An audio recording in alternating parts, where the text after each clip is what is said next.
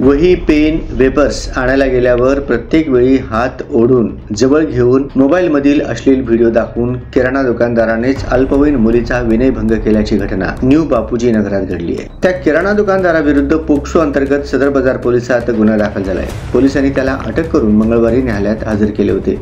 New Bapuji नगर परिसरातील एक अल्पवयीन मुलगी 9 जून रोजी रात्री 8च्या सुमारास किराणा दुकानातून वेफर्स आणायला गेली होती। त्यावेळी तेथे कोणी नसल्याची संधी साधून त्याने तिचा हात धरून जवळ ओढले।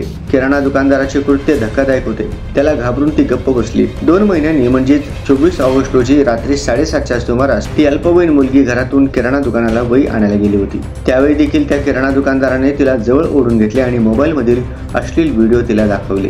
ही बाब देखील तिने घरी सांगितली नव्हती। 31 ऑगस्ट रोजी ती अल्पवयीन मुलगी रात्री 8:30च्या सुमारास किराणा दुकानाला गेली होती। त्यावेळी दुकानाजवळ कोणी नसल्याचे पाहून दुकानदाराने अल्पवयीन मुलीला जवळ ओढले, तिच्या छातीवरून हात फिरवला व जवळ घेतले। खिशातील मोबाईल काढून दुकानदाराने त्यातील अश्लील व्हिडिओ पुन्हा दाखवले। घाबरलेल्या मुलीने ही बाब घरी सांगितली।